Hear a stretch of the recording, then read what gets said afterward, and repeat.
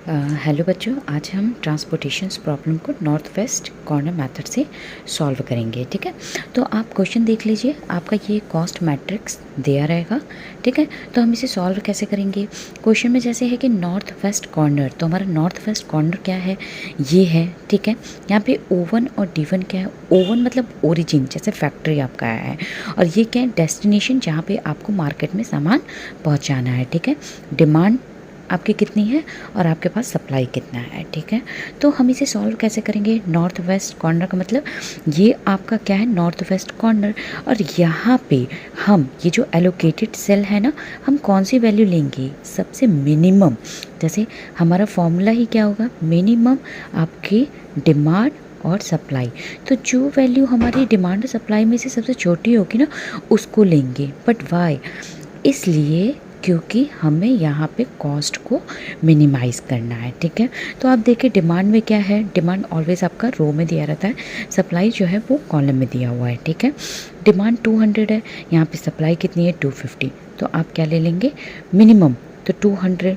ठीक है, अब देखिए 200 से 200 तो आपका कट जाएगा, ये आपका 0 हो जाएगा, और 250 में से 200 को माइनस करेंगे तो वो आपका कितना आ जाएगा, 50। यहाँ पे आपने 50 लिख दिया।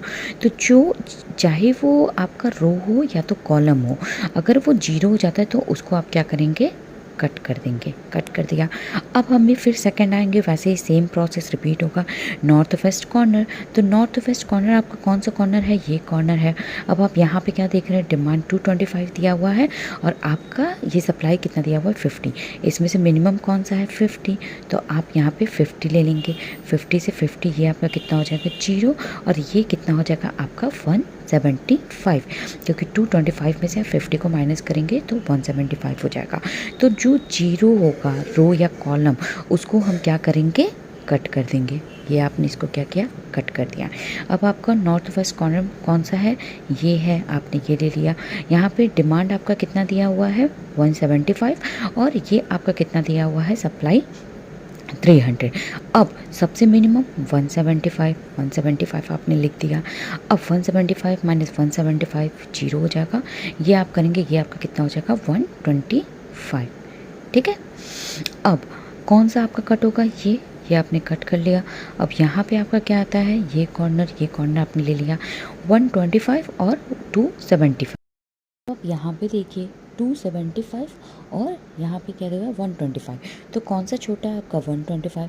आप इस एलोकेटेड सेल में 125 लिख देंगे, ये आपका कितना हो जाएगा 150, और ये आपका कितना हो जाएगा 0।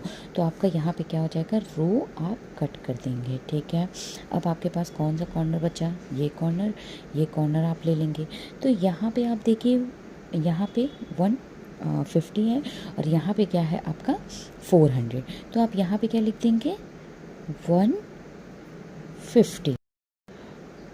ये आपका 150 है, तो 150 से 150 माइनस करेंगे तो ये 0 हो जाएगा, ये आपका कितना हो जाएगा 250। ठीक है, आप कौन सा कट करेंगे, ये वाला, क्योंकि ये 0 हुआ है।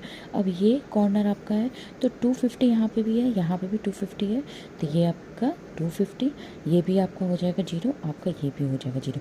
ये दोनों ऑलवेज आपका सेम होना चाहिए। अब देखिए ये भी आपका कट हो गया। अब देखिए टोटल कॉस्ट का फॉर्मूला क्या होता है, summation of allocated unit into cost per unit.